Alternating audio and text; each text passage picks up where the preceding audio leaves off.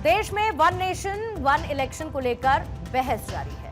कुछ एक्सपर्ट्स की नजर में यह सही फैसला साबित होगा, तो कई कारणों से इसका विरोध भी हो रहा है। अब सुप्रीम कोर्ट के पूर्व CJI chief justice of India justice B R. Gavai ने वन नेशन वन इलेक्शन के मुद्दे पर अपना पक्ष रखा है। उनका यह मानना है कि एक देश एक चुनाव से वोटर्स के राइट्स पर कोई असर नहीं पड़ेगा और ना ही फेडरल स्ट्रक्चर पर कोई असर इस पर पड़ने वाला है।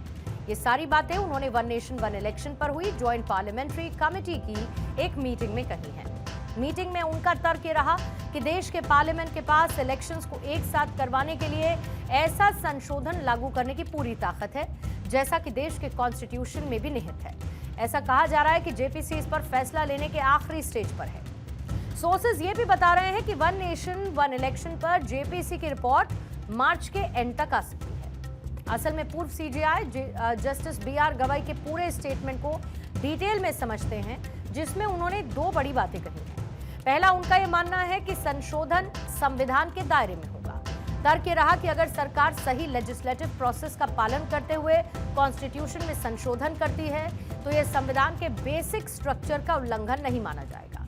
उनके मुताबिक संसद के पास इलेक्शन को ठीक तरीके से करवाने के लिए कानून बनाने का अधिकार भी है। वन नेशन वन इलेक्शन सिर्फ चुनावों के तरीके को एक बार ही बदलता है। उन्होंने दूसरी बड़ी बात वोटर्स के राइट्स को लेकर कही, मताधिकार को लेकर। असल में दरअसल ऑपोजिशन और कुछ ऐसे एक्सपर्ट्स हैं जिनको इस बात की चिंता है कि अगर एक साथ चुनाव होते हैं तो फिर लोकल मुद्दे कहीं ना कहीं नेशनल इश्यूज के सामने दब जाए और वोटर कंफ्यूज हो जाएगा। लेकिन पूर्व सीजेआई का यहां तर्क यह है कि इसमें किसी प्रिंसिपल का कोई ब्रीच नहीं है। चुनावों का स्ट्रक्चर और वोटर के अधिकार अनचेंज रहते हैं। संशोधन पूरी तरीके से संवैधानिक होगा।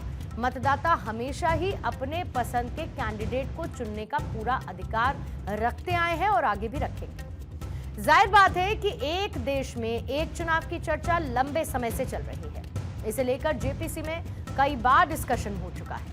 अब यह कहा जा रहा है कि जल्द ही आखिरी फैसला लिया जा सकता है, यानी कि अगली रणनीति इस फैसले पर बहुत ज्यादा डिपेंडेंट होगी। अब बात बैठक की कर लेते हैं, जहां पर सोर्सेज ये बताते हैं कि इस मीटिंग में ये मुद्दा भी उठा कि हमारा कॉन्स्टिट्यूशन देश के नागरिकों को 5 साल के पूरे कार्यकाल के लिए सरकार चुनने का अधिकार देता है। लेकिन अगर सरकार इस बीच में गिर गई, यानी अल्पमत में आ गई, तो बाकी के समय के लिए चुनाव ना हो तो क्या ये वोटर्स के राइट्स को प्रभावित करेगा? लेकिन जानकारी ये है कि पूर्व सीजेआई ने समिति के सामने कहा कि संविधान का 129वें संशोधन का विधेयक 2024 पूरी तरीके से संवैधानिक दायरे में ही है। भारत के पूर्व मुख्य न्यायाधीश बी.आर. गवाई आए थे, तो हमें बहुत खुशी है कि भारत के पूर्व मुख्य न्यायाधीश इंटरेक्शन के लिए आए। उन्होंने स्वीकृति दी अपने। तो इस तरह से अगर हम देखें तो पहले हमारे फॉर्मल अगर मुख्य न्यायाधीश आज तक हैं तो 6 पूर्व मुख्य न्यायाधीश भारत के आ चुके हैं कमेटी से इंटरेक्ट करने के लिए, 2 सुप्रीम कोर्ट के जज और 3 दिल्ली हाई कोर्ट के चीफ जस्टिस, तो और एक लॉ कमीशन ऑफ इंडिया के चेयरमैन जस्टिस दिनेश महेश्वरी। तो जो सुप्रीम कोर्ट के जजेज और हाई कोर्ट के चीफ जस्टिस से साहब मिले हैं, तो करीब 12 लोग जो हमारे पास लीगल लुमिनरीज आ चुके हैं। ऑलमोस्ट 99% लोगों ने ये कहा है कि वन नेशन वन इलेक्शन संविधान सम्मत है और इसमें संविधान, भारत के संविधान की कहीं अवहेलना नहीं है, बेसिक स्ट्रक्चर के खिलाफ नहीं है। अब आपको यह भी समझना होगा कि वन नेशन वन इलेक्शन की जो व्यवस्था है वो कोई नई बात नहीं।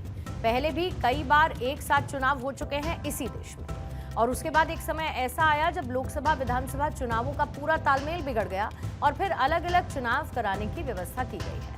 असल में आजादी के बाद भारत में एक देश एक चुनाव ही आदर्श व्यवस्था थी।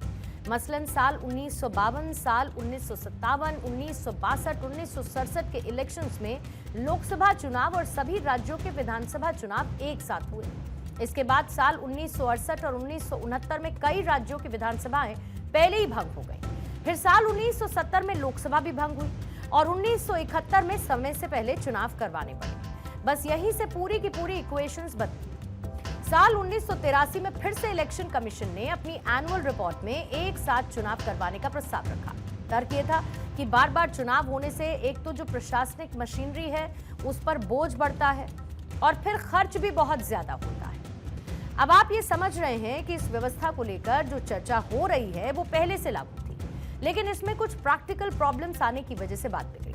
लेकिन अब इसे लागू करने के पीछे क्या तर्क दिया जा रहा है उसको भी जान लेते हैं। जेपीसी की मीटिंग में इस पहल के सपोर्ट में कुछ तर्क दिए जाते हैं। सबसे पहला तर्क यह है कि हर साल देश में किसी न किसी हिस्से में चुनाव करवाने से जो सरकारी खजाना है उस पर आर्थिक बोझ पड़ता है। एक साथ चुनाव से ये खर्च काफी हद तक मिनिमाइज किया जा सकता है। इसके अलावा तर्क ये भी है कि बार बार आदर्श आचार संहिता यानी मॉडल कोड ऑफ कंडक्ट को लागू किया जाता है, जिससे उस राज्य के कई विकास कार्य रुक जाते हैं। अब एक साथ इलेक्शन होने से ये दिक्कत भी दूर हो जाएगी। फिर किसी भी राज्य में चुनाव होते हैं तो उस दौरान बड़ी संख्या में टीचर्स से लेके पुलिस फोर्सेस और जो एडमिनिस्ट्रेटिव ऑफिसर्स होते हैं उनकी ड्यूटी लगाई जाती है। अब इसे साल में एक बार सीमित करने से गवर्नेंस भी बेहतर हो सके।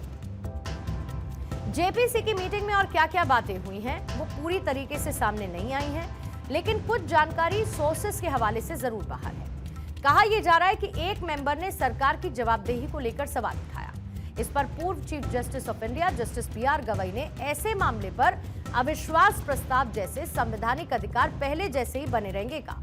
वैसे इस बड़े मुद्दे पर इससे पहले जहां पर 4 और सीजेआई ने क्या क्या कहा था वो भी आपको बता देते हैं। सबसे पहले बात करते हैं जस्टिस यूयू ललित की। उन्होंने ये कहा कि प्रस्ताव मूल ढांचे के खिलाफ नहीं, पर कमीशन की पावर्स पर सावधानी जरूरी है। फिर जस्टिस रंजन गोगोई ने कहा कि विधेयक संवैधानिक रूप से मजबूत है, लेकिन कुछ ऐसे प्रोविजंस हैं जिस पर क्लैरिटी चाहिए। इसके अलावा जस्टिस जेएस खेहर ने कहा कि बेसिक स्ट्रक्चर तो सुरक्षित है, लेकिन आयोग को एडिशनल राइट्स देने पर राष्ट्रीय बहस हो।